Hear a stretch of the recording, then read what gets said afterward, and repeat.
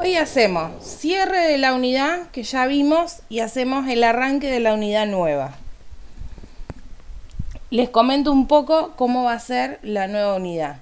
La unidad que en la que vamos a arrancar, vamos a ver el recorrido histórico de la familia, los tipos de familia que han ido apareciendo a lo largo de la historia. También vamos a ver los derechos del niño, porque la infancia va a tener que ver mucho que ver con esto de la familia y los cambios en la familia. Y teoría sistémica, cómo funciona la familia como un sistema, las funcionalidades que termina adquiriendo la familia y también las cosas disfuncionales que podemos encontrar en una familia. Y por último vamos a ver los factores psicosociales que influyen en las problemáticas familiares.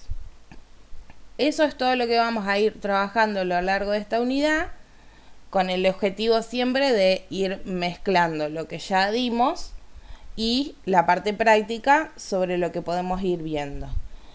Es un recorrido histórico pero llevadero, traté de armarlo no de manera muy pesada y aburrida. Está mezclado sociología, psicología, el arte, para entender también el por qué hoy las familias son como son, la infancia por qué es como es. Creo que es importante que también hagamos este recorrido para entender qué cosas cambiaron y qué otras no cambiaron y por qué. Siempre de poder tener una mirada crítica, reflexiva, apuntando a esto, a ir aprendiendo de lo que cambió, para bien o para mal. Primero, antes de arrancar, me gustaría dudas, reflexiones, críticas, cosas pendientes que quedaron de la unidad pasada, que aprovechemos primero antes de arrancar con lo nuevo para ver ese tema.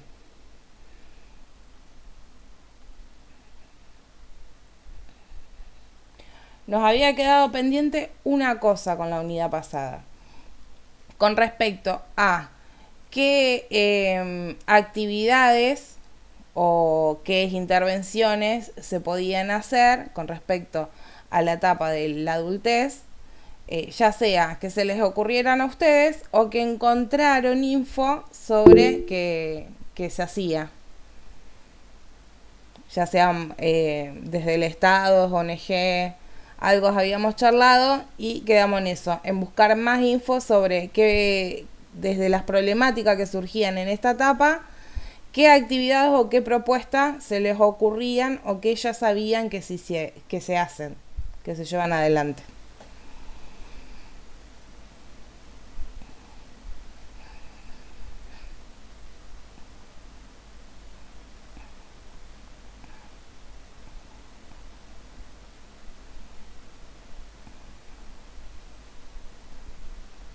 Nada, nada.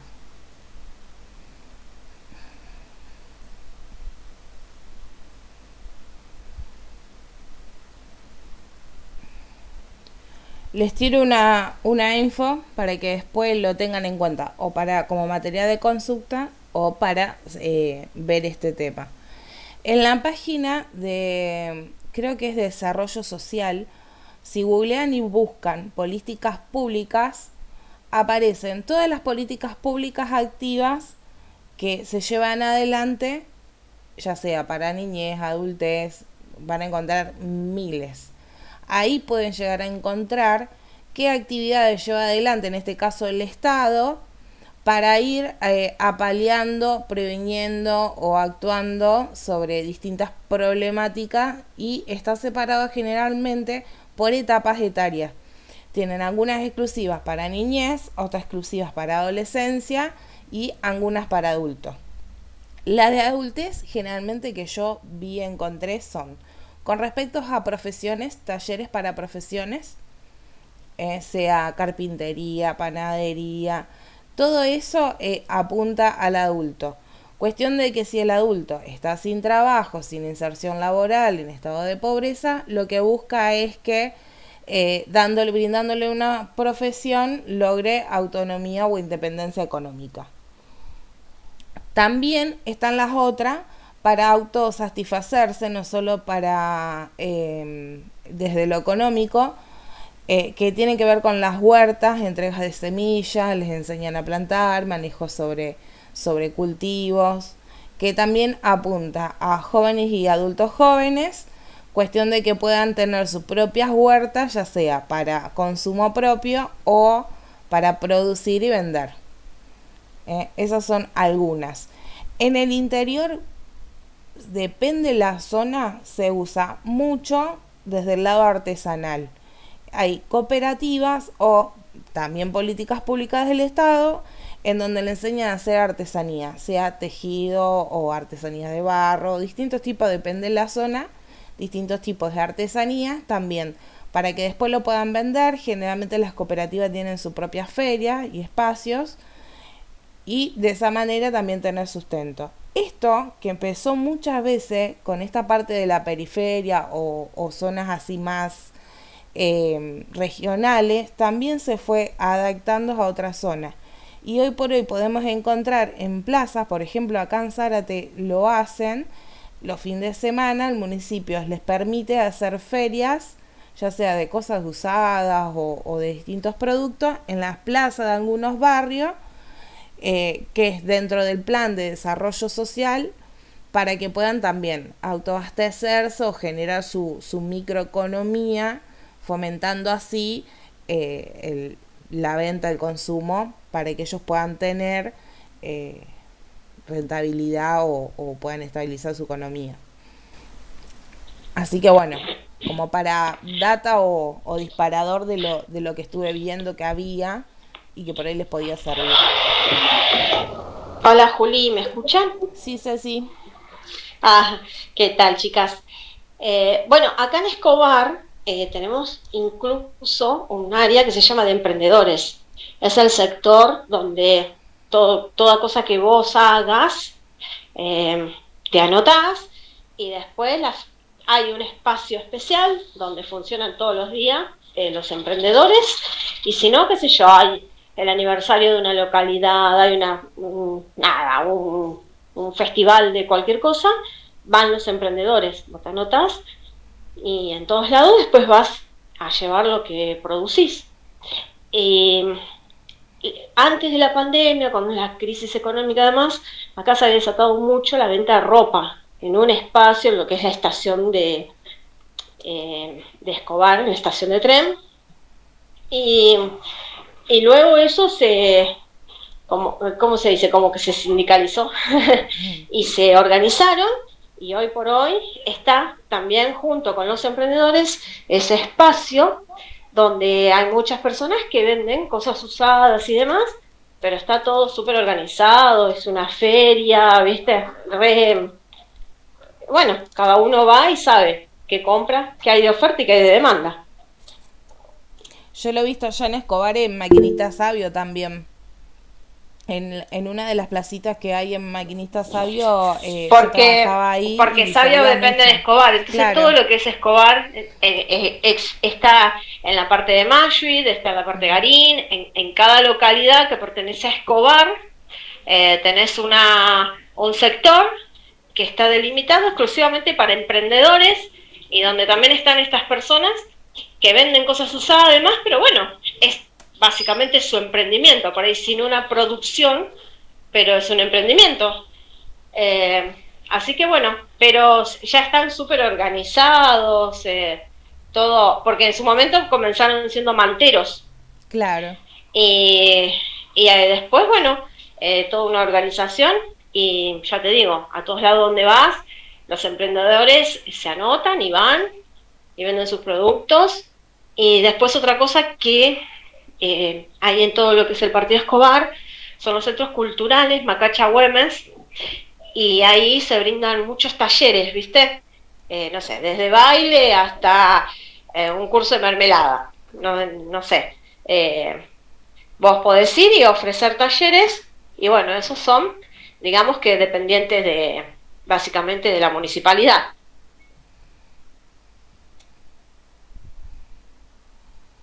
¿Vale? Sí, la semana pasada les comentaba que acá en la municipalidad de San Miguel, yo no pertenezco a la perdón, al municipio de San Miguel, sino de José Cepaz, y por domicilio, porque es por domicilio, podría participar. Voy a decir la verdad, he engañado al sistema y he dado dirección de amigas para poder participar. Y estaba viendo que en la página suben todos estos proyectos que tienen, ¿no? Por ejemplo, hay uno que se llama Hackathon del 2022, que lo hicieron en septiembre, lo hicieron en un colegio, donde les propusieron hacer proyectos para abordar problemáticas locales y desarrollar posibles soluciones en conjunto. Esto en el colegio con adolescentes. Después hubo también, se llama el Día de la Familia del programa 018. Esto fue en octubre. ¿Qué es el programa? Es un programa de integración social destinado al acompañamiento integral para la niñez y la adolescencia. Hay actividades culturales, disciplinas deportivas, hay apoyo escolar.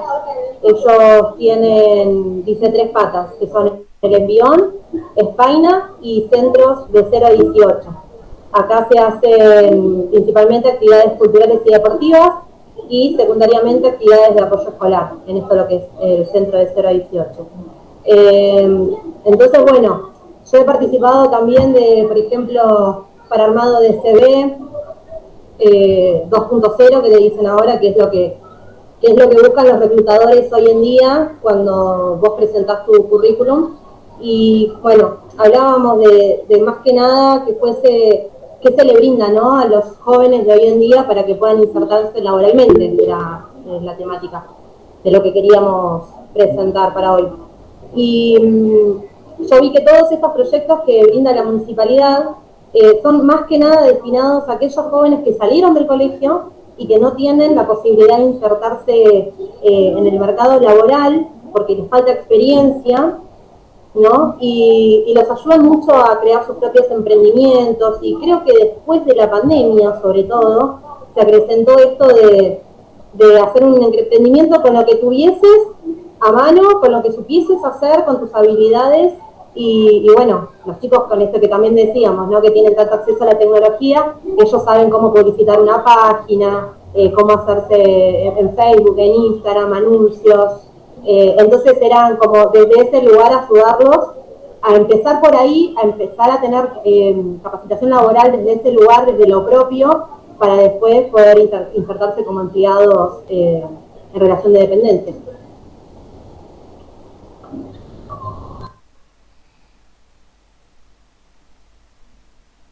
Hilda, te escuchamos.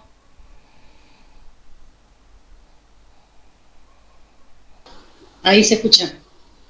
¿Me Sí. escuchan? Sí, te escuchamos, Bárbara. Acá en Mateo, donde yo participé, en realidad así como voluntaria, era el tema de un centro de influencia que se llamaba Vida Sana. Y venían profesionales, por ejemplo, enfermeros, a dar curso de RCP gratuitamente para toda la comunidad de Mateo. Y yo lo que me encargaba era de estar anotando a las personas que querían participar, o iba y llevaba volantito, haciendo la invitación en el barrio para las personas que vengan, no solamente RCP, sino también comida sana. También había una nutricionista que venía a dar charla. Después también se hacía clase de tejido, y una profesora de lenguaje de señas, que eso también me gustó y me enganché yo también. No solamente daba promoción para que vengan, o sea, todos los que quieran venir a participar y estar en los talleres que les gustaría estar y participar. Eso era todo gratuitamente, tanto para adultos, para niños. Había una chica que hacía eso de los globos, que no sé cómo se llama, creo que era para hacer dibujos, algo así, o muñequitos con los globos, no me acuerdo bien, y eso era para que los chicos vengan y aprendieran a hacer figuras con los globos, no me acuerdo cómo se llama. Globología. Exacto. Y bueno, está muy bueno porque podían participar desde los niños, adolescentes, que hacían taller de pintura. Había una profesora que también venía, hacían cuadros, pintura en tela. La verdad que estaba bárbaro, pero bueno, después no se pudo sostener porque, bueno, eso se tenía que pagar, y después, bueno, como que quedó todo ahí. pero después todas las personas que estuvieran anotadas aprendieron, cada una recibieron su certificado y todo, y ahora lo que van, emprenden en lugares así como decía Cecilia, así ¿cómo se dice? En artesanía. Y en Mateu también lo que tienen los días lunes, que vienen emprendedores con verduras orgánicas, panadería, y después todo lo que es mermelada y todo eso, todo lo que ellos aprendieron, pudieron emprenderlo, algunas personas que me contaron, pudieron emprenderlo para su propio negocio, y otros me decían, como adultos mayores me decían, a mí me sirvió para poder estar en casa y poder sentirme útil y poder hacer algo, emprender no solamente para vender, sino para regalar a mi familia. Así que nada, a mí me gustó mucho poder estar participando con la localidad de Mateu. Eso fue el año 2019, y la verdad que me gustaría que se vuelva a repetir, y a veces digo, bueno, cuando sea el tiempo se dará, que se vuelva a repetir, podamos poder hacerlo nuevamente, ¿no? La verdad que estaba muy bueno. Acá un pueblito que está pegado a Zárate, que es Capilla del Señor, abrió un centro de atención exclusivo para adolescentes, en donde tiene nutricionista, psicólogo, terapista vocacional, también ginecólogos para educación sexual, un montón de áreas muy propias y muy necesarias para el adolescente. No sé si funciona, porque siempre vemos esto de que el adolescente por ahí es medio tímido, todavía depende mucho de los papás, están como que se sueltan y no se sueltan. No sé qué repercusión tiene, aparte hace relativamente poco que está. Incluso yo tengo un compañero que vive ahí y le consulté, porque él trabaja en otra área del hospital, porque me interesaba esto, saber si funcionaba o no, para usarlo después como dispositivo, como propuesta. Pero bueno, todavía es muy nuevo y por el momento es como que ahí necesita más promoción, más tiempo para que lo use el adolescente. Pero me pareció como prueba piloto una propuesta buena. Es un centro médico exclusivo con el adolescente. El adolescente no es que va a ir ahí y se va a encontrar con personas más grandes o más chicas, que vieron que el adolescente es como que busca su propio espacio. Entonces la propuesta apunta a eso. Un centro exclusivo para que ellos se sientan con gente que exclusivamente los va a tratar, que solo trabaja con adolescentes, y que se van a encontrar con otros adolescentes que también van a consultar. Que también me pareció bueno, que si bien apuntábamos a ver qué pasaba con los adultos, qué propuesta había para los adultos, pero me pareció algo innovador y bueno para tenerlo en cuenta sobre propuestas y cosas que se están trabajando nuevas. Decime, Vale.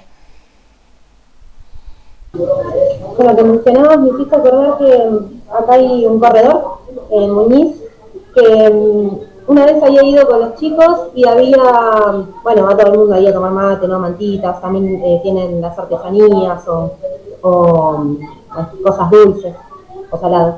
Y había unos chicos, uno que estaba disfrazado, no sé qué decir, de qué personaje, como Barney, ¿no? Y estaba extendiendo los brazos, ¿no?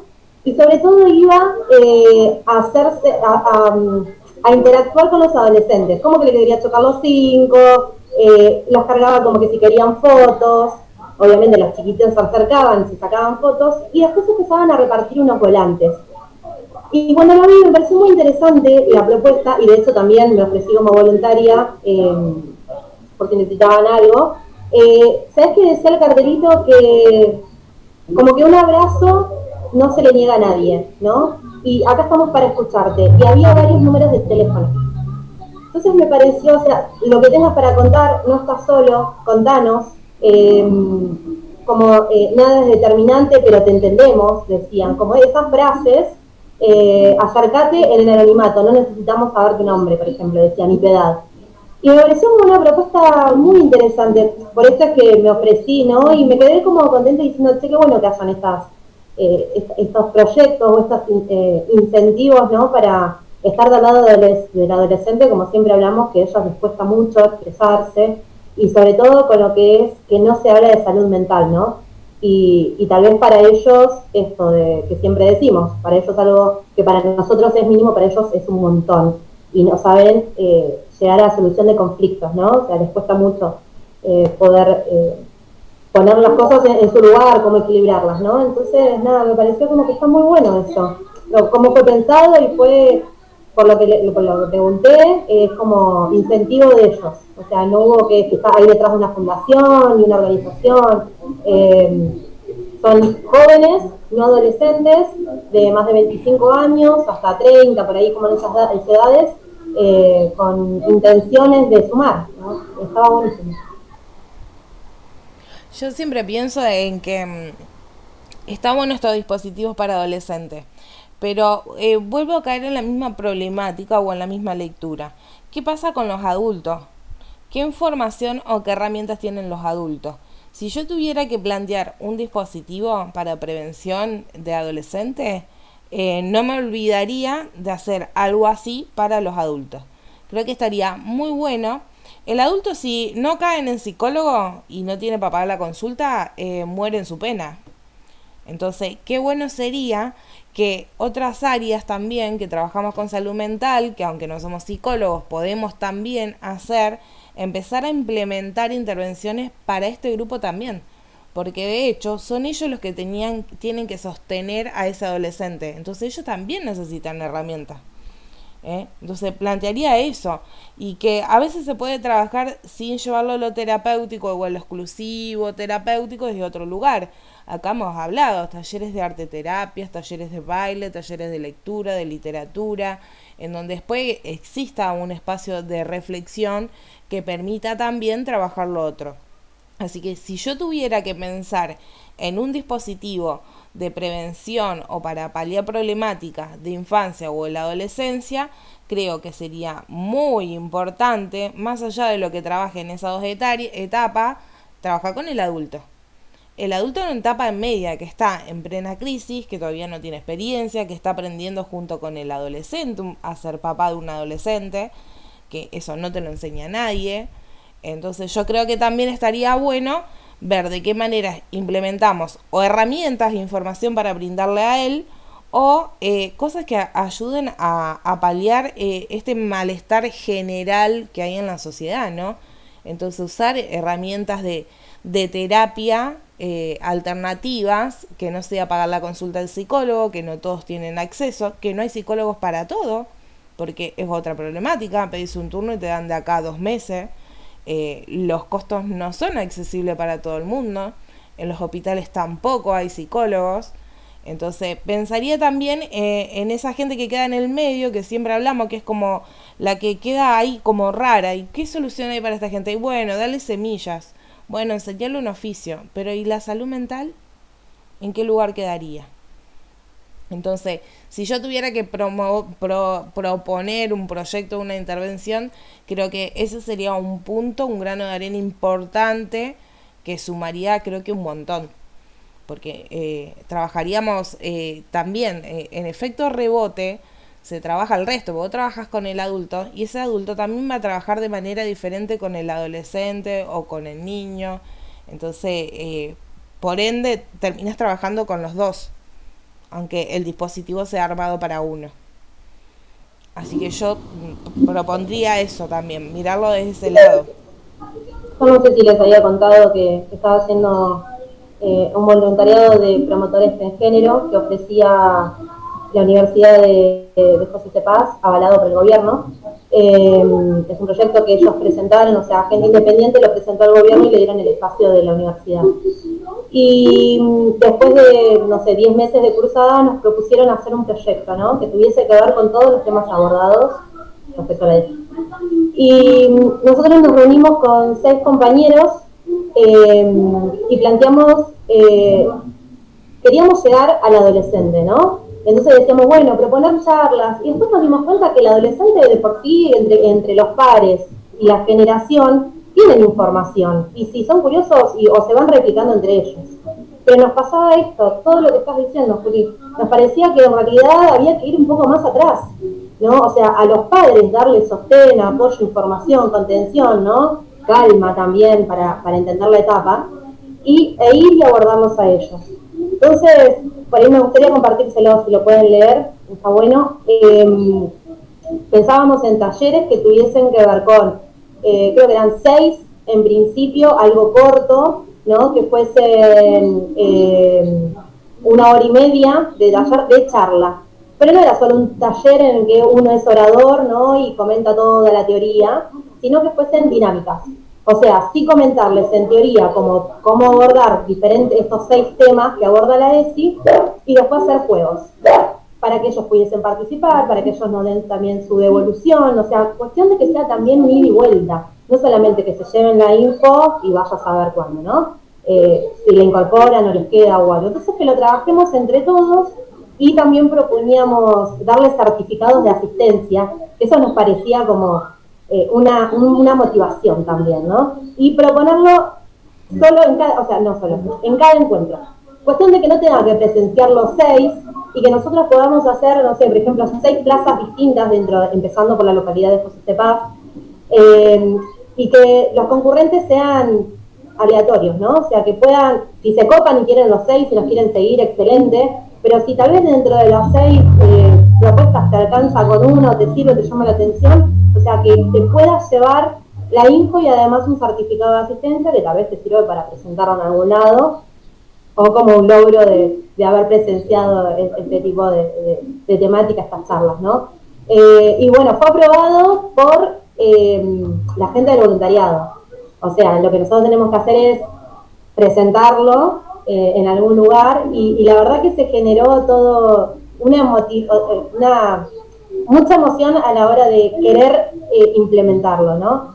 Surgieron algunas ideas de llevarlo, por ejemplo, nos habían dado una columna dentro de una radio acá, zonal, en José Cepaz, para hacer unas columnas, pero bueno, nos perdemos de esto de lo presencial y hay muchas dinámicas pensadas en hacerlas no de forma virtual.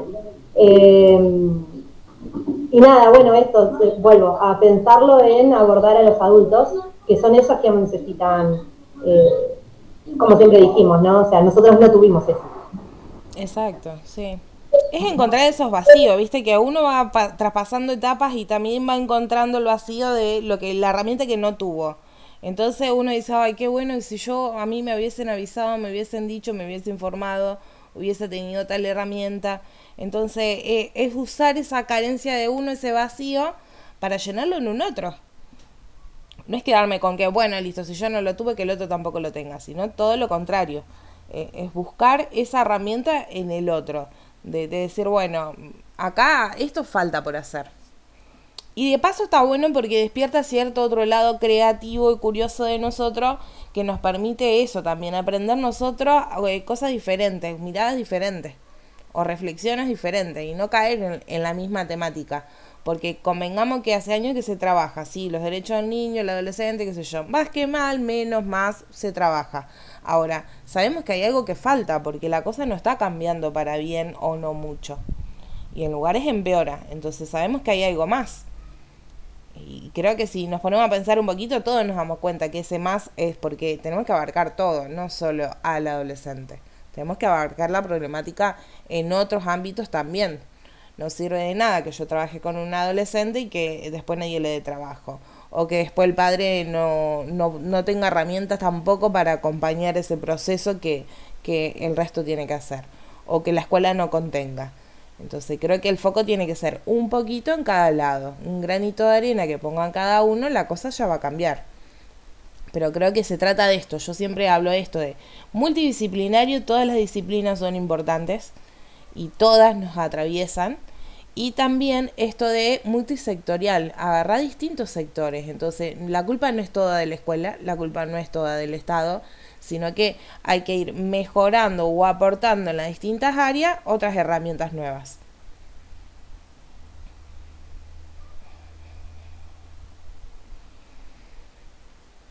¿Algo más que quieran aportar sobre este tema?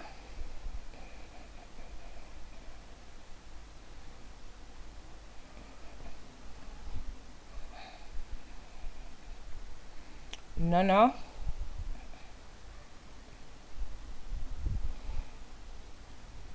El primer tema que vamos a trabajar de la nueva unidad es infancia. Ahora, infancia no vista como vimos niñez, desde un carácter biológico, psicológico, como una etapa de la vida, sino infancia como una construcción social o cultural. Porque en realidad la palabra infancia, más allá que la definición explique qué es una etapa de la vida y qué sé yo qué, tiene en realidad un carácter o un contexto sociocultural. Es algo que se fue construyendo a lo largo del tiempo, que las infancias no eran lo mismo antes que ahora. A lo largo del tiempo estas fueron cambiando y la imagen de la infancia apareció en realidad mucho después de lo que pensamos. Si nos remontamos a la edad antigua, no existía la palabra niñez ni infancia muchísimo menos, y el niño tampoco tenía exclusividad de niño. El niño en realidad era visto como un adulto en miniatura. Si nos remontamos al arte, porque en ese tiempo no teníamos fotografías ni imagen tantos de la época, lo que podemos encontrar son producciones artísticas y uno se remonta a ver imágenes de las pinturas de la época. Las pinturas vos podés ver que los adultos y los niños estaban vestidos, por ejemplo, de la misma manera. Entonces te encontrabas con las mujeres con esos vestidos todos pomposos y los nenes, así sean de chiquitos y de bebitos, vestidos de la misma manera, o con traje o con vestido, igual del adulto. No había ropa de niño, lo único que cambiaba era el tamaño, pero no había una ropa que diferenciaba al niño. No existían los juguetes, no existían pediatras tampoco, no había médicos exclusivos para niños. Era una etapa que, si bien la Biblia, porque estaba mucho el tema del cristianismo, o lo religioso más que cristianismo arraigado, pero no veía la figura del niño como algo diferente al adulto. No se veía como una etapa diferente, era solo una cuestión de tamaños, podríamos decir. Un adulto más chiquito. El adulto se mezclaba en la sociedad, si los adultos trabajaban y el niño tenía que trabajar, trabajaba. No existía la escolaridad tampoco, no se les enseñaba. No existía la escuela para niños. Y vivían de esa manera. Y trataban de que el niño tuviera que tratar de modificar las cosas lo menos posible. En esa etapa se vivía como que estaba todo perfectamente creado por Dios. Entonces no había absolutamente nada que modificar. El hombre solo tenía que sobrevivir, pero no tenía que modificar nada, porque la creación que ya estaba hecha era divina, así como se veía. Entonces lo que se buscaba también era que el niño fuera criado para mantener esa sociedad y sostenerla sin cambios. Entonces al niño no había que ir mucho más allá, no había que enseñarle mucho más que allá que sobrevivir y aprender a ser adulto para sostener.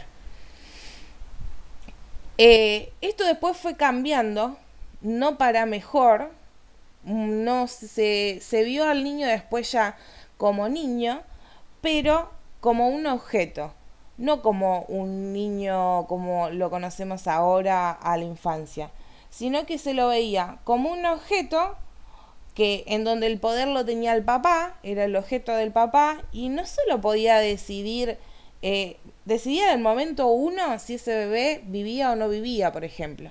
Si la familia ya era muy numerosa y eran pobres y no podían, tenían el derecho de matarlos. El infanticidio en esa época era algo que se hacía y que nadie lo cuestionaba. No iban presos, nadie los castigaba, era para la cultura de esa época totalmente aceptable. De hecho, también hay obras artísticas en donde van a encontrar esta imagen de los padres matando a sus propios hijos, incluso hay imágenes que por ahí son un poco más fuertes, pinturas en donde se ven montañas de bebés muertos al nacer. Se podían incluso arrojar al basurero. Si alguien más los encontraba y se los llevaba para criarlos, bien. Si no, se morían ahí y no era algo cuestionado en la cultura. Es algo que era totalmente habitual. Los que tenían un poco más de dinero tenían la posibilidad de tener unas nodrizas que eran las que los criaba y que después disponían de esos nenes. Si el padre no lo quería de vuelta, lo que hacían eran los vendían como esclavos o se los quedaban ellos. Incluso hay en muchos lugares en donde se abrieron casas de exterminios para que pudieran matar a esos niños en un lugar resguardado, digámosle, y no encontrarse con niños tirados muertos en las calles. O sea, una historia horrible, pero la realidad era esa. No existía la infancia ni la niñez como la vemos hoy. Y hoy que la vemos de otra manera, nos espantamos cuando decimos, uy, encontraron un bebé en la basura, y sin embargo, hace años atrás, eso era lo normal que pasaba. Decime, Vale. Sí, perdón, porque te quería preguntar en qué época, o sea, año, y en qué, si estamos hablando de Argentina o es en el mundo. Estamos hablando, en general, generalmente los datos que hay remontan más Grecia, Roma, que por ahí es el lugar en donde hay más información. Estamos hablando de la edad antigua, del medioevo, y esto se llevó, y hasta siglo XV más o menos se mantenía así. Después empieza a cambiar.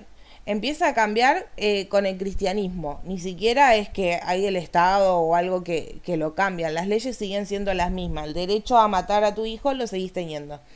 Aparece el cristianismo como una forma de rescatar esta infancia y empezar a mirarla desde otro lugar.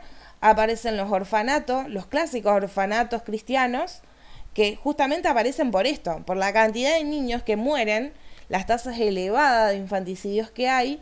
Entonces aparece la iglesia como para resguardar estos niños que de paso son educados. Acá empiezan a ver los primeros indicios de escuela y de educación después del siglo XV, en donde ellos mismos educan con un doble fin: resguardar a esos niños para educarlos e incorporarlos dentro de la iglesia. Entonces en realidad es un fin necesario, porque al cristianismo también le servía para reclutar a su propia gente y formarlos para la doctrina del cristianismo. Pero aparece de este lugar. Las primeras escuelas también las trae la iglesia, los primeros instructores que son los que les empiezan a enseñar a estos niños. Todavía en esta época las escuelas generalmente eran para varones, no para mujeres. Las mujeres no iban a la escuela porque las familias estaban criadas y enseñadas a eso, que las mujeres eran quienes tenían la tarea de cuidar del hogar y de procrear, y los hombres de trabajar. Entonces se los educaba un poco más a ellos para que pudieran trabajar, y las mujeres por muchos años no tuvieron derecho ni siquiera a la educación, porque su deber era solo ese.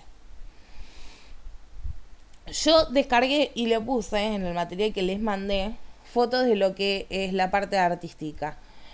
Es un poco chocante, pero nos pone también en realidad. Entonces quizás no son las imágenes más lindas para ver, pero es para entender también cómo el arte trata de expresar esto que ve. Porque de la manera en que lo hace no sé si es como que está orgulloso de lo que se ve.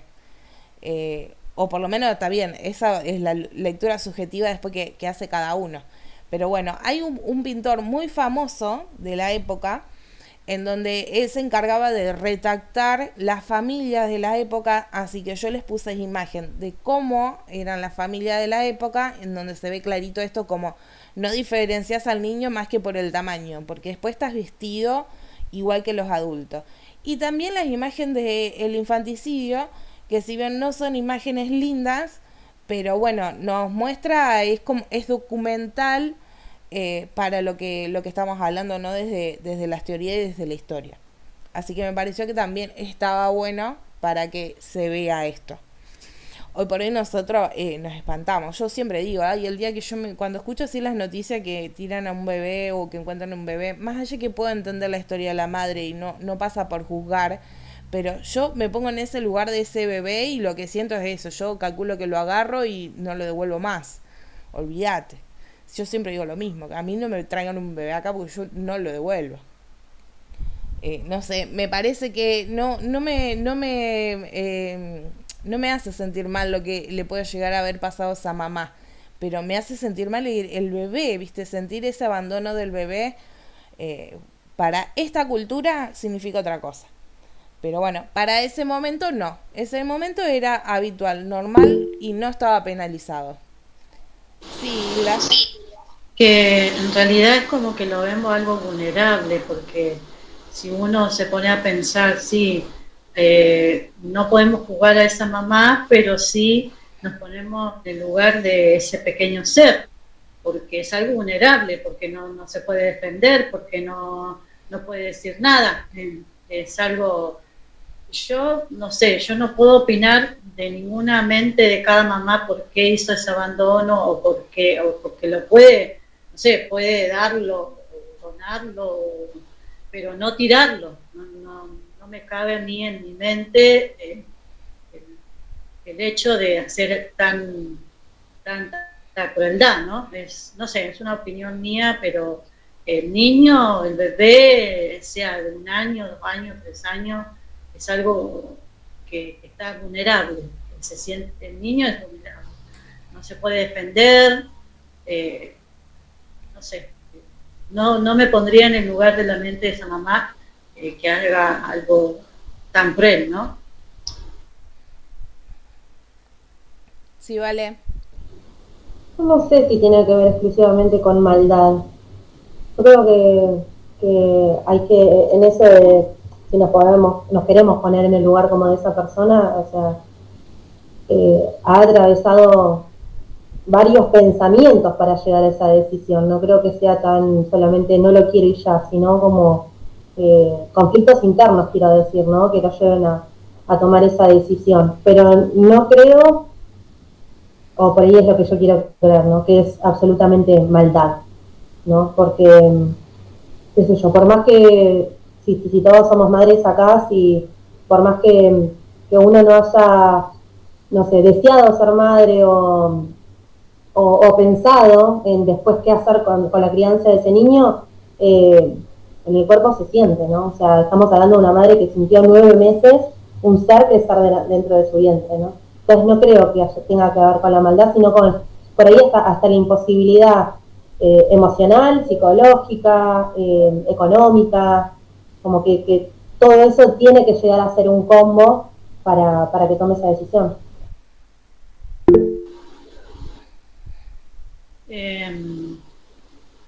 Juli habla un poquito. Yo creo que también, eh, no sé, la mente de esa mamá no estaría vulnerable también, porque no creo que pensaría en tirar su hijo o su bebé. Tendría alguna problemática en su mente o no sé, algo que le estaría pasando, que no estaría razonando, aparte no de decir, no, es mi hijo, ¿qué estoy haciendo? Eh, algo para que una madre haga eso, algo desgarrador o algo en su mente estaría pasando o sobrellevando y que no está en sí, digo, no sé, me parece. Pensemos en esto, que toda conducta es una manera de sobrevivir y adaptarnos a la realidad. Entonces, la más inapropiada o la que nosotros podamos decir la más cruel, en realidad lo que esa persona está tratando es de adaptarse y sobrevivir. Entonces, a lo mejor en ese momento su mente piensa que su manera de sobrevivir es sin ese bebé. Podemos discutir éticamente, moralmente, es bien, está bien, dónde lo tiró, cómo lo tiró, por qué no lo dejó en la puerta de un hogar, de una iglesia. Eso se puede discutir las maneras. Pero también pensemos en esto, ¿qué ayuda le faltó a esa mamá para que también tuviera que llegar a esa situación? De retroceder en la historia más de siglos atrás, en donde se pensaba que el bebé era una cosa y se lo podía tirar al basurero y que total no pasaba nada. Muchas veces se habla, y a mí me pareció importante rescatar esta parte de la historia, porque creo que la que está más borrada es la que nadie sabe o poco sabemos. Y muchas veces se habla, cuando pasan estos casos, de que una mamá tira o abandona un bebé, como que es algo antinatural y se comparan y los animales hacen eso con sus crías y qué sé yo qué. Y no, esto socialmente el humano lo creó, no solo lo creó, lo aceptó y se sostuvo durante siglos así. Y porque fue predisposición del humano. La infancia que tenemos hoy es una construcción social en donde el hombre fue cambiándole ese lugar a ese niño. Pero en realidad el hombre dispuso que el niño era una cosa, que si no la quería la podía tirar. Entonces, convengamos que a veces tapamos nuestra propia historia, pero es parte de nuestra historia también esos bebés que murieron y esos bebés que se tiraron y que nadie dijo nada. Y que era algo habitualmente, una costumbre. La cultura la construye el hombre y eso era culturalmente aceptable y admitido. Y no, Julieta, y no solamente hoy por hoy los tiran, sino que como vos bien nombraste, que es un objeto, es algo mío, y yo lo puedo utilizar para lo que yo quiera. No sé, yo lo viví de muy chica porque, bueno, mi mamá en un momento me dijo, vos tenés que ir a trabajar, no te puedo dar que vayas al secundario porque me tienes que ayudar a trabajar porque somos muchos. Entonces yo ahí pongo esa parte, ¿no? De que, bueno, mi mamá en ese momento me tuvo que utilizar a mí para ayudarla a ella porque éramos muchos hermanos y no alcanzaba la plata, sí o sí tenía que trabajar. Entonces mi mente se mentalizó en eso. Mi mamá me necesitó en ese momento para ayudarla a ella, para que mis hermanos puedan tener un plato de comida, etcétera, etcétera. Pero en mi mente, a los 12 años, no era de ir a trabajar, sino de estudiar. Entonces, yo ahí voy por esa parte, que a veces, bueno, los padres piensan que son un objeto para su beneficio y para su valor. Y bueno, y es parte de lo que pasó después. Los niños pasaron de ser esto a ser un objeto. En donde los hombres consideraban, los padres consideraban que ese bebé en realidad había nacido para satisfacer las necesidades de los padres. El bebé no tenía necesidades propias. Entonces tenía tres maneras de ver esta situación. En el mejor de los casos iba a ser con empatía y entender que era un ida y vuelta. Entonces, si el bebé necesitaba algún tipo de atención o alguna necesidad, se la brindaba poniéndose en el lugar de ese nene. Entonces, si tenían hambre o si el nene recriminaba o se enfermaba, bueno, podía lograr satisfacer esa necesidad sin el reproche. La otra era tomar este reproche como algo injusto, porque el niño, yo fui padre para que ese niño obedezca mi deseo, no los propios. Por eso durante muy temprana edad se los mandaba a trabajar, a limpiar y se los educaba desde ese lugar en donde los chicos tenían que no solo obedecer, sino que también satisfacer necesidades de los padres. Entonces los padres, los nenes, no sé, hacerle la comida, servirle, llevarle las pantuflas, limpiarle, lustrarle los zapatos, trabajaban a la par. Cuando empieza la revolución industrial, los niños trabajaban a la par de los hombres en las fábricas.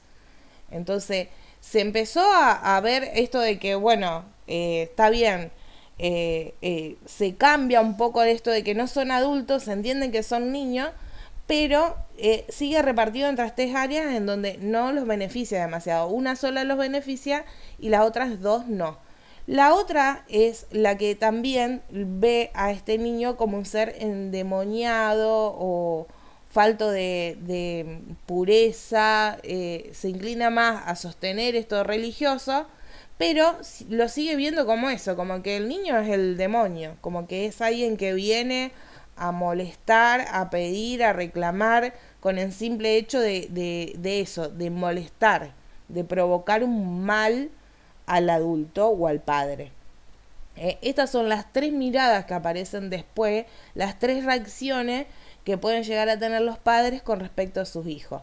Y continúan así, una sola etapa es más humanística, en la que puede ver esa empatía y empezar a satisfacer esas necesidades de ese nene de una forma más empática, pero las otras dos siguen sosteniéndose desde esta cultura de ver el nene como un objeto que va a satisfacer mis necesidades o desde este otro lugar de que viene como un mal divino en vez de un don o algo apreciado como se empieza a ver después. Esto se va a sostener para lograr entrar de estas tres miradas diferentes que tienen los padres a que solo sea de la manera empática y de hacer ese lugar al niño, aparece mucho después. Estamos hablando ya entrando siglo XVII, siglo XVIII. Así que fíjense todo el recorrido que se hace para lograr que el niño sea visto como tal y se le pueda empezar a dar otro lugar en donde se los resguarde un poco más. Sin ir más lejos, si nos adentramos a lo que son los derechos de los niños y niñas y adolescentes, con respecto a los derechos de los niños, el tratado que se firmó en la convención data de 1990, 89 se firmó en las Naciones Unidas, en los derechos de los niños. Así que fíjense que no hace mucho en realidad, que hablamos mucho de las infancias, los derechos del niño, como si fuera algo de vieja data, y en realidad 1990, no estamos hablando de muy lejos en donde cambió la mirada social con respecto a la infancia. Nos va a quedar 4 minutos. Para que no nos quede entrecortado, si quieren corto ahora y ya les mando el link para la otra reunión con el otro pedacito de la clase. Ok.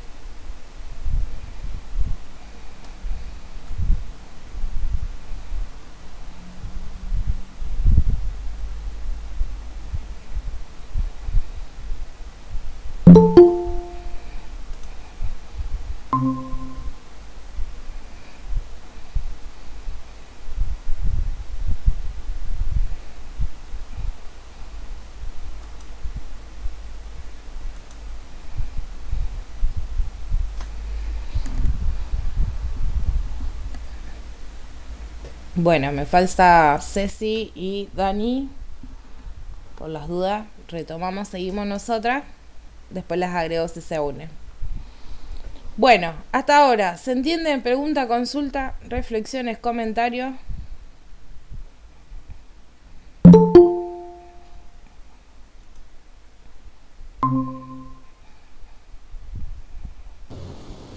Me quedé, Juli, cuando decías de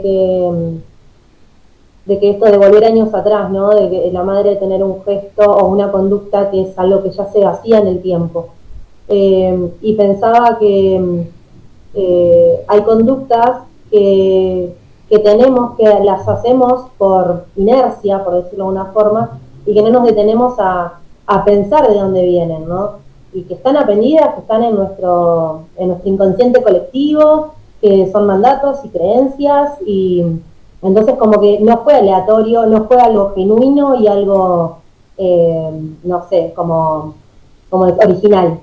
O sea, es una conducta que tenemos aprendida en el inconsciente colectivo y que la repetimos cuando hay algo que nos supera y lo utilizamos como una herramienta que tenemos a mano. O sea, quería hacer esa reflexión de lo que decía.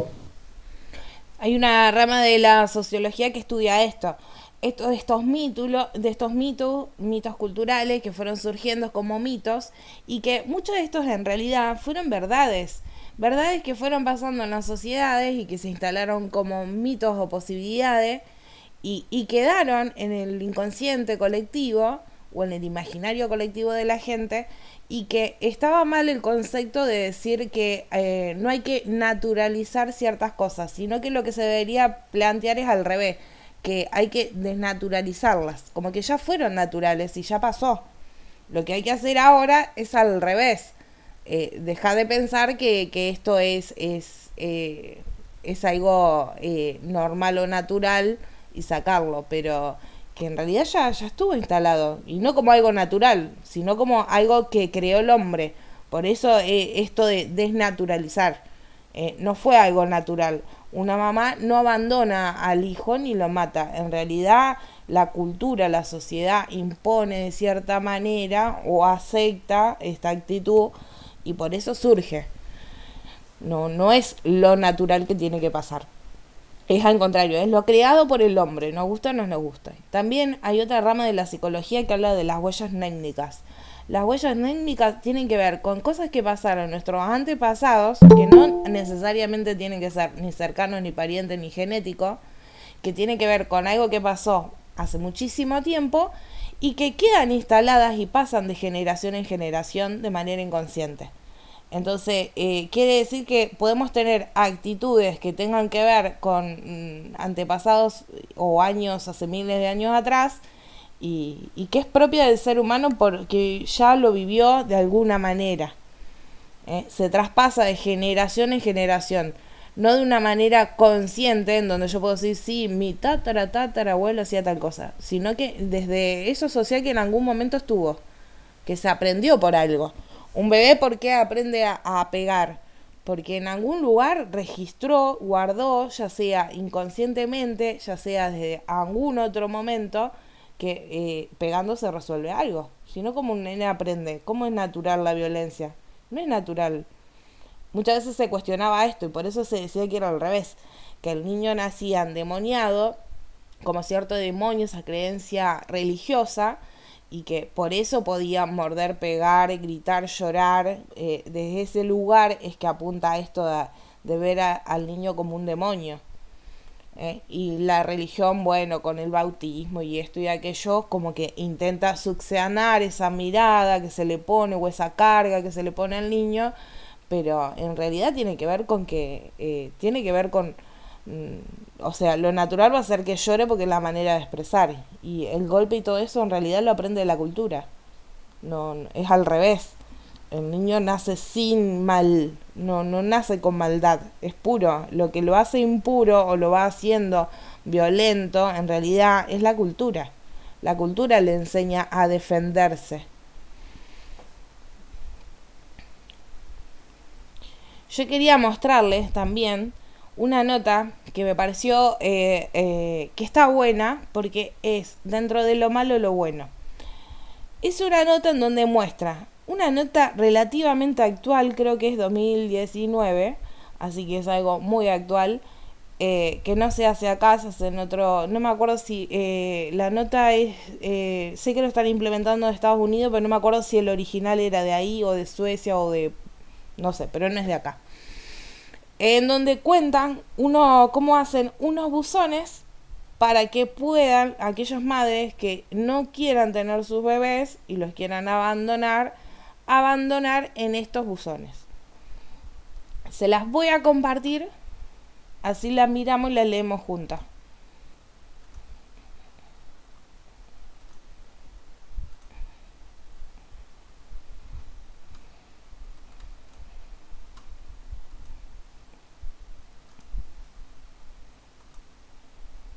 Avísenme si se ve bien.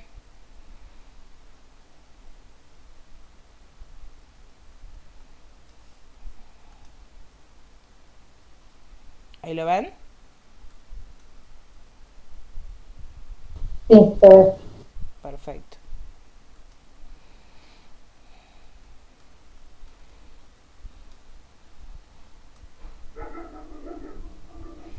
Esta es en Estados Unidos, pero no me acuerdo dónde es. Yo vi la nota un poco más vieja, esta es la más moderna, de cómo Estados Unidos lo toma, pero sé que hay otra que lo hacían antes y tenía que ver con una implementación que hacían las iglesias.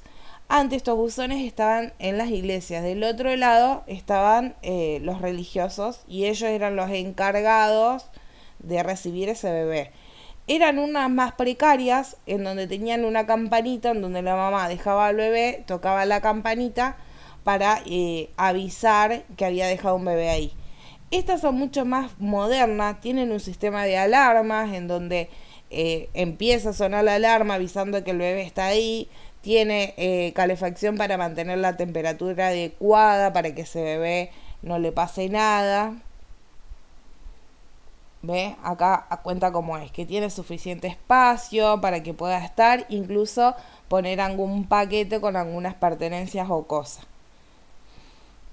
En este caso, en este estado, cuentan que este es el 7º que ya se instala, y en el caso de esto están puestos donde están los bomberos. En vez de hacerse cargo los religiosos, en este caso van a estar los bomberos a cargo de recibir a esos bebés en caso de que sean abandonados. ¿Ves? Tienen reguladores de temperaturas con sensores para asegurar que la temperatura sea la habitual. Y están bien marcados con carteles y todos, como para que realmente puedan saber que estos buzones existen y lo puedan llevar.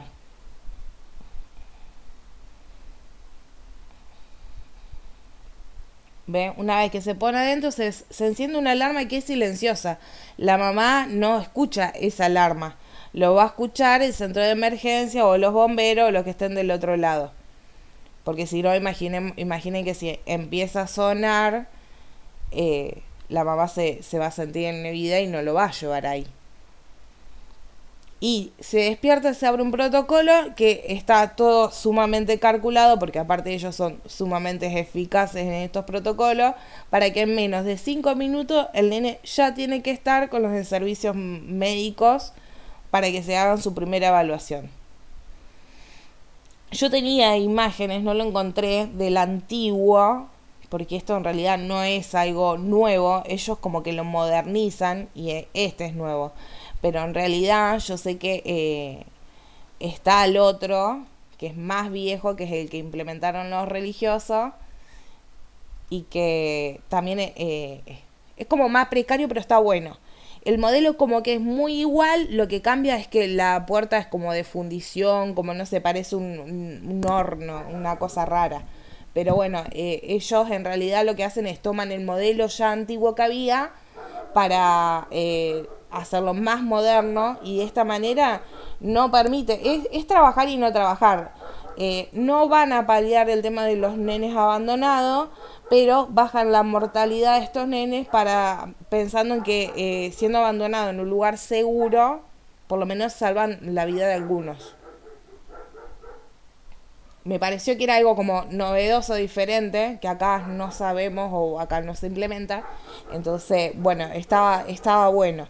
Y siempre tenemos esa imagen del nene abandonado, viste, la canastita dejada en la puerta y tocan el timbre y salen corriendo. Bueno, también hay otros métodos que se han ido usando a lo largo del tiempo.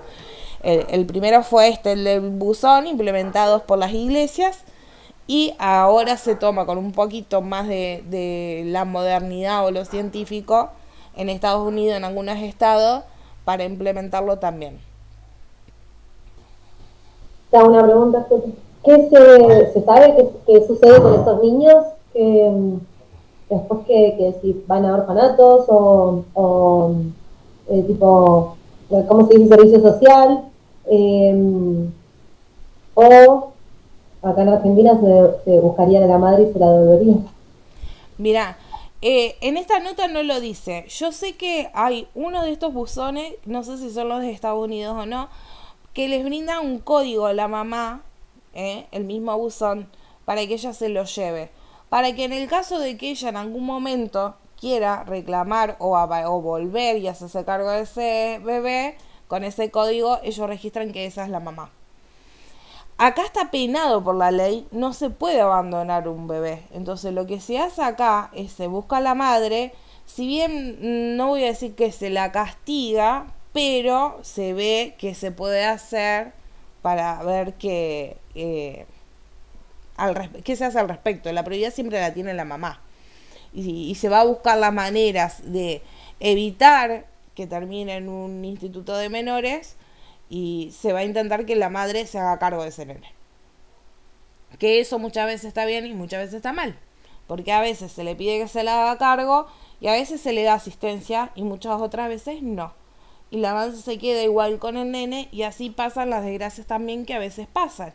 Y vemos nenes maltratados, abusados, golpeados y asesinados al día de hoy pero porque por ahí no se leyó eso antes.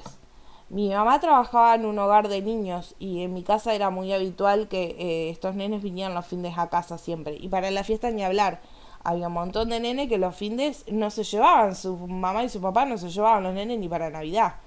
Y para poder cerrar el hogar y que las empleadas tuvieran ese día familiar con su familia, lo que hacían las empleadas del hogar se repartían los nenes. Así que en casa a veces eran 3, 4 de la edad que te imagines, bebés recién nacidos hasta nenas adolescentes.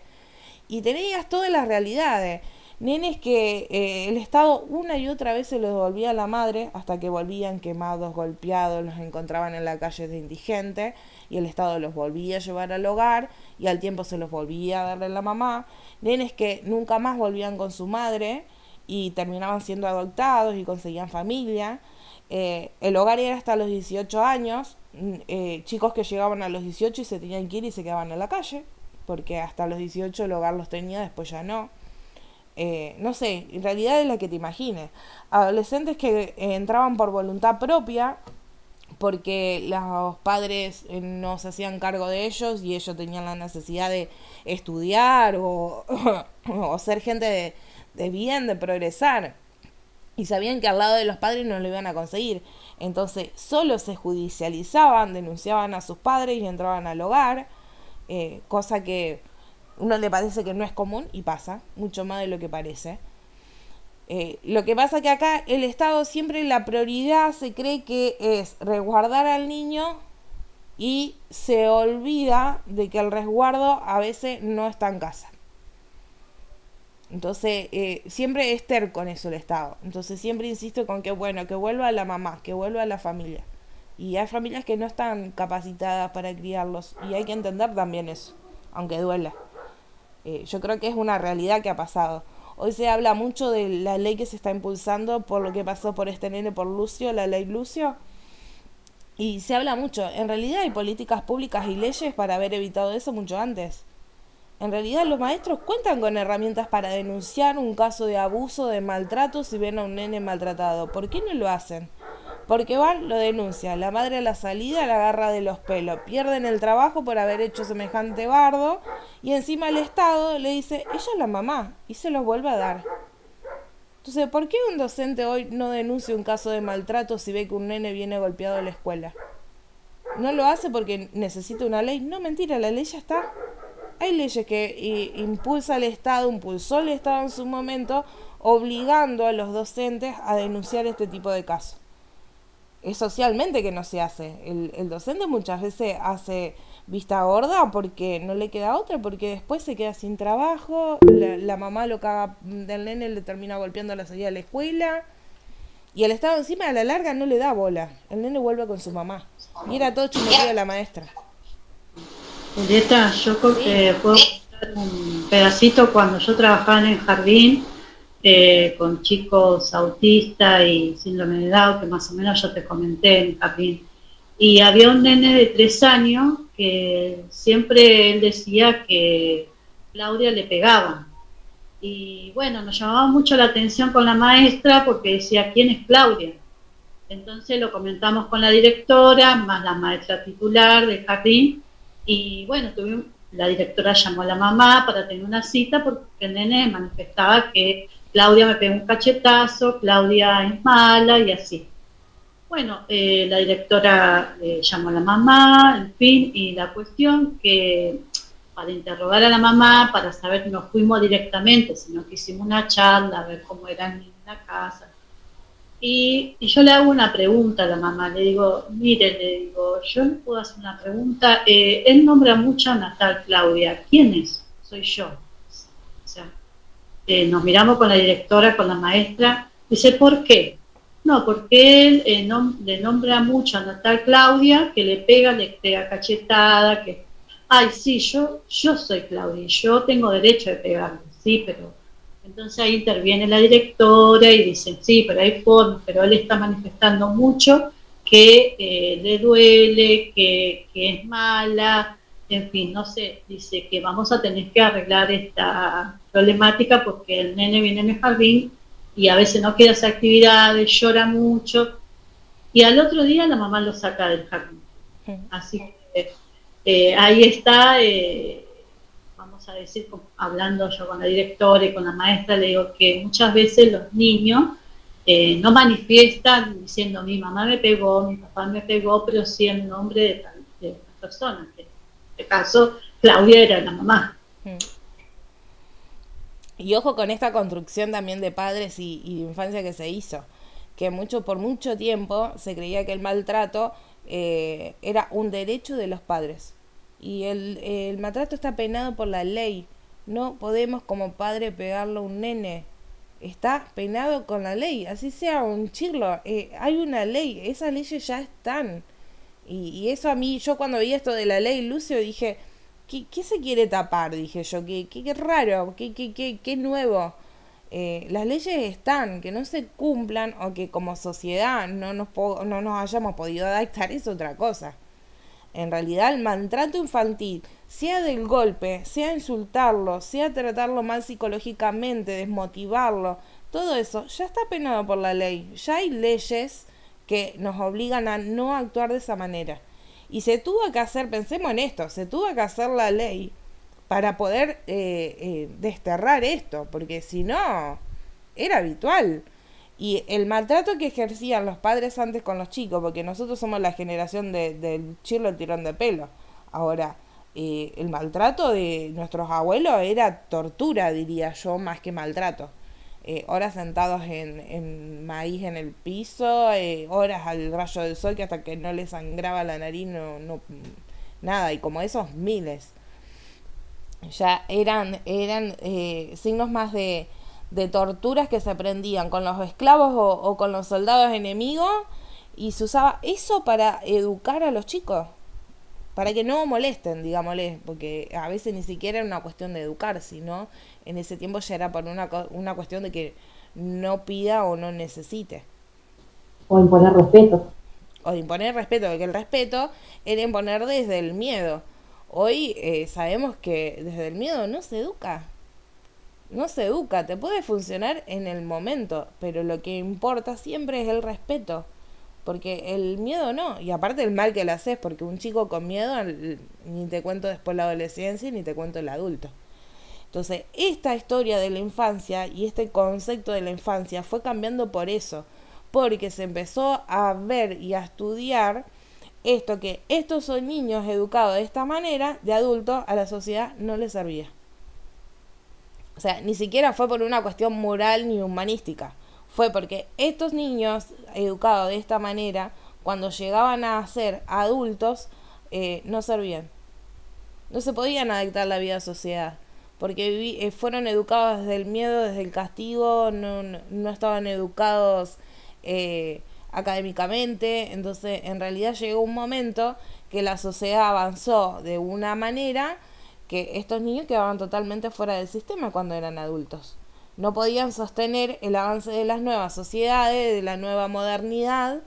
Entonces, por eso también es que se empieza a cambiar esta construcción de infancia hacia otra mirada que permitiera eso, que esos niños de ese momento fueran adultos socialmente adaptables. Ni siquiera adaptables, que de adultos los pudieran adaptar a las nuevas sociedades o a las nuevas exigencias que imponían las sociedades modernas.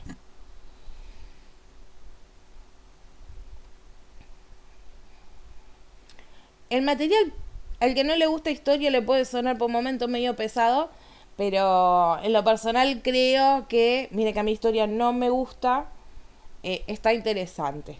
Que nos pone en otras perspectivas de por ahí algo que no sabíamos o no lo teníamos así como tan marcado y tan llevado. Recuerden que el material lo van a estar recibiendo entre el fin de y el lunes. Arranquen a leerlo despacio, tranquilo, no se apuren, para ir trabajándolo con tiempo. Y vamos a ir haciendo así, enfocándonos de tratar de mechar desde todos los ángulos que podamos. Vamos a incorporar nuevas áreas como el arte, un poco más de sociología y de historia, que por ahí en la primera, viste, es como que se las perdoné y traté de no ser pesada con eso. Pero bueno, está tratado de hacer de que sea liviano. Igual, sean curiosos porque tiene un lado bueno también esto de mirar para atrás y ver el por qué las cosas son así. El mirar para atrás va a decir, de alguna manera, cómo nos fuimos construyendo y nos va a parar en cómo podemos seguir construyendo y ayudando a la construcción de la sociedad. En este caso, puntualmente, por ejemplo, desde las infancias. Exactamente, y para entender el porqué de los cambios de las familias, porque no solo nos va a servir para posicionarlo diferente ante la infancia, sino también ante la familia, porque va a entender después en el conjunto de todo el por qué también las familias fueron cambiando.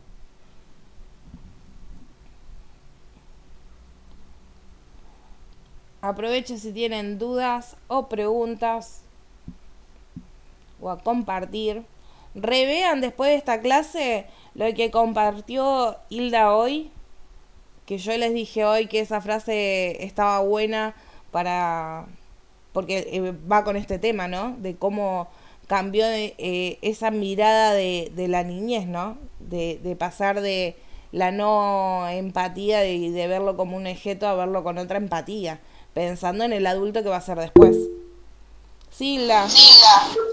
Que nada, es interesante porque hoy por hoy no solo los niños, a los padres le dicen a los niños, callate, no digas nada porque sos chiquito, no sabés, sino que ahora directamente están callados porque le dan un celular y parece que en ese momento los padres pueden hablar, cosas de adultos, vamos a decir. Doy un ejemplo, ¿no? Antes a nosotros nos decía, callate, si bien estoy hablando yo porque somos adultos, vos no te metas, o si el niño está llorando, ya directamente, no sé, la hermana mayor o el que le sigue, lleva a tu hermano para allá, que no tiene que interrumpir. Hoy por hoy se utiliza el celular. Hoy por hoy yo veo madres o padres, para poder hablar entre ellos mismos, le dan el celular para que el niño esté callado, no pueda tener, o conversar o balbucear. Es algo que se saca, pero a la vez ponen otra tecnología moderna que para que el niño no hable o esté quietito o esté tranquilito y no lo moleste. Sí, vale. Yo lo tomé por otro lado, más que por la tecnología. Esto de pensar que los chicos, o sea, no pensarlos a los chicos como con derechos, ¿no? Como sujetos con derechos. Entonces es como son chiquititos, mejor que no opinen, o antes una frase muy hecha que era de cuando yo era chica, que era donde están los grandes no están los chicos, o donde hablan los grandes no hablan los chicos. Es como de minimizarlos por la edad, ¿no? En esto, de no, sin derechos y sin libertades, porque son chiquititos, porque no hablan con lógica, porque no saben, vos no sabés, mejor callate, como yo creo que en ese sentido, desde calladito y quietito. Entonces esto, ¿qué hace? Reprimen emociones, porque como son chiquititos no pueden decir, no pueden llorar, no pueden hacer un, entre comillas, berrinche, ¿no? No pueden mostrarse qué es lo que le está pasando con la frustración que tienen de esto de quedarte calladito y quietito. Entonces, personas, niños, mejor dicho, niños que reprimen, ¿no? Y que no pueden expresar sus emociones, ¿cómo después querés que en la adultez sean funcionales y con inteligencia emocional? Si ya crecieron con esto, con la máscara, ¿no? De no mostrarse, de no mostrar su verdadero yo. Entonces eso que dice, no es solo falta de empatía, lo que falta no es la empatía, sino la lógica. Exacto, Ceci dice esto que cambia el paradigma y se lo pasa a mirar como sujeto de derecho. Yo la vez pasada tenía una charla muy chistosa con mi nena y hablábamos de los superpoderes de mamás que existían antes y que o yo le digo, o yo vine fallada y no me funcionan, o qué cambió en el medio. Y hoy que lo llevamos a esto, yo digo, ¿qué habrá cambiado? Entonces yo le decía, por ejemplo, si vos te estabas mandando un moco, tu mamá te miraba y ya está. Y yo ese superpoder no lo tengo. Yo la miro una vez, la miro dos, abro cada vez más grande los ojos, la miro más de cerca y no hay manera, no funciona. Entonces nos cagamos de risa hablando de esto, ¿no? De ese lado chistoso de ese poder. Pero ¿qué pasa? Yo lo hago que con total libertad y eso tiene un costo. Y uno quiere volver a esa infancia porque uno inconscientemente va a volver allá, en donde mi mamá me miraba, ella sabía yo que me tenía que callar la boca. Y mi nena ahora no se calla la boca. Porque no está educada como yo con el sopapo. Está educada con la libertad de hablar. Entonces, muchas veces pasa. Y nosotros lo tomamos así como chiste. Y como eso hablamos de miles, ¿viste? De esas cosas, de la diferencia de esa crianza. Y que no pasa por juzgar, ¿no? Sino que por entender también cómo después repercutía, va cambiando en esto del otro, ¿viste? Vos ya sabías que había cosas cuando te decían, bueno, cuando lleguemos a casa vamos a hablar. Y vos ya está, sufrías todo el camino. Te querías imaginar que te pase un auto por arriba en el camino, que te desmaye, que te levante fiebre, algo que te salve de esa situación, ¿entendés? Pero era el miedo. Nosotros no teníamos respeto, teníamos miedo. Hoy se educa entendiendo que son nenes que tienen voz, nenes que se los puede escuchar, que tienen sentimiento y que hay que educarlo desde el respeto, no desde el miedo. Ese es el derecho que tienen ellos, a poder expresarse, a ser libres y ser tratados como seres, como sujetos a derecho y no como inferiores basados, sometidos desde el poder o desde ese lugar desde el miedo autoritario.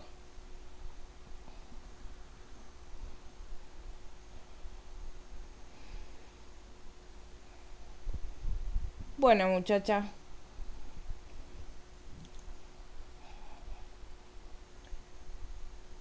tuvimos un montón por hoy. ¿Les gustó la clase? ¿Les parece interesante? Siempre, Juli, las hace súper dinámicas. O sea, como decías, ¿no? Por ahí el texto o el material va a ser bastante pesado, puedo decir, porque es historia, pero escuchar cómo lo contás como un cuento, o sea, eso es muy dinámico, está excelente. Me encanta tu clase. Bueno, gracias, Vale. Sí, la idea es esa. E incorporarle a la historia también otras áreas, cuestión de que suene menos pesado. Como yo no soy fan y cuando hice la tecnicatura decía, ¡ay, sociología! No, me quiero matar, filosofía, sociología. Eran las materias como que decía, ¡ay, ahora! Yo soy re mala para historia, pero malísima, no tengo idea de nada y nunca me llevé una materia. Mis notas siempre fueron excelentes, abanderadas desde que entré a preescolar hasta que me gradué del secundario. Pero, ¿qué pasaba? Yo tenía muy buena facilidad de memoria, entonces yo me estudiaba la noche anterior todo y al otro día rendía y me iba genial y me sacaba un 10 y la recanchereaba. Con el tiempo me di cuenta que eso no servía, porque hoy si vos me preguntás algo de historia, no tengo idea, pero en serio, no tengo idea. Me pasa con los nenes, con los actos o cuando empiezan las fiestas patrias. ¿Y qué pasó acá, mamá? No sé. ¿Viste? Pero es por eso, porque, bueno, un mal ejemplo de un hábito de estudio que no sirve para nada, estudiar de memoria. Así que, nada, soy re hincha con esto de que buscarle el lado de la historia o la sociología, un lado más atrapante, porque como para mí es pesado, entonces no quiero que para el otro lo sea. Así que cuando se torne pesado me avisan y le buscamos otra vuelta. No, re lindo porque se nota que no le decís de memoria. Pero ya que traes esto, me hace pensar de que yo siempre, o sea, bueno, hace un tiempo que vengo pensando que hay que cambiar y enseñar a los chicos de hoy, los adolescentes, a estudiar. Y eso no lo aprendes hasta que te recibís en el secundario y ves que en la facultad no sirve. Uh-huh. Entonces te pasas, no sé, bueno, ahora son 6 años, pero te la pasás recitando como un lorito, te sacás 10, 8, 9 y saliste de ahí y te das cuenta que estudiamos de la forma, porque pasan los años y a mí me pasa igual, o sea, de historia, bueno, no sé nada. Y es como, ¿cómo puede ser que te sacaste tan buenas notas? Y sí, bueno, hay que enseñar otras formas de estudiar y no repetir como lorito. Exacto. Es bueno los talleres para, yo siempre chusmeo, hay un montón de talleres que se implementan para los chicos para aprender a resumir qué tanto les cuesta esto de sintetizar, porque es más fácil, me leo todo y ya está, y después en la facultad tenés un problemón. Y en esto de hábitos de estudio, utilizar mapas conceptuales, cuadros, sintetizar, porque y permite que estudiemos desde otro lugar y no como nos enseñaba antes, que uno repetía y viste, te tomaba la lección así, tal cual, entonces después a la larga no sirve. Eso la memoria después lo desecha. Es que, Juli, es que después no lo entienden, porque a veces yo le digo a mi hijo, tiene 15 años, digo, vos tenés que leerlo, y una vez que lo lees, copiás o escribís lo que vos entendiste en una hoja aparte, como un apunte. Después me lo contás a mí como si fuera una historia. Entonces eso te va a grabar o te va a quedar en tu mente para poder después darlo en la clase si es oral. Si es escrito, bueno, ponés lo que te acordás, sí, porque si vos lo lees de memoria, lo aprendés de memoria, te va a quedar, lo vas a repetir, pero no lo vas a entender vos. Y la profesora va a decir, bueno, a ver, ¿qué entendiste de lo que pusiste acá? Y te vas a quedar nublado, te vas a quedar en silencio porque lo leíste de memoria, lo aprendiste de memoria y no lo comprendiste. Hoy por hoy los profesores que lo aprenda, que lo lea y que lo comprenda y que lo pueda expresar como vos lo hayas entendido.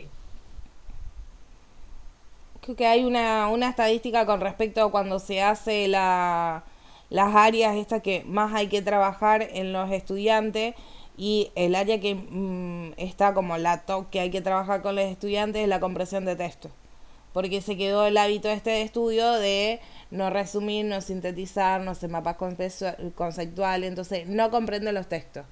El área de déficit en Argentina de los estudiantes secundarios es esa, que no pueden comprender un texto. Acá hubo una nota que después se desparramó y se hizo viral en todos lados, que sacó Toyota, que no conseguía empleados en la zona, intentaba buscar chicos recién recibidos del secundario y no consiguió ni uno siquiera que pudiera entrar porque no podían interpretar una nota periodística. Dentro de la entrevista, una de las actividades que le habían dado era esa, que lean una nota periodística y después las cuenten con su palabra, y no podían. Entonces, después se empezaba a desparramar por todos lados por la situación, cómo podía ser que en una ciudad tan grande como Zárate y todo no consiguiera un empleado con esta excusa. Y Toyota lo justificaba. Y decían, fíjense en las estadísticas, y las estadísticas todos saben que a nivel educativo la mayor déficit y falla que tiene es con respecto a la comprensión de texto. No, los chicos no están preparados, no están capacitados para comprensión de texto. Así que bueno, algo a trabajar con los chicos y con nosotros mismos, ¿no? Bueno, muchachas, quedamos nosotras solas. Les mando un besote enorme, que tengan re lindo finde, pásenla lindo. En la semana les estoy mandando material, en estos días estoy subiendo la clase. Y cualquier duda, consulta, comentario, ya saben, disponen del grupo, lo escriben por ahí o me mandan un mensajito, no hay problema. Muchas gracias, saludos. Chao, chicas, besos. Nos vemos, buen fin de.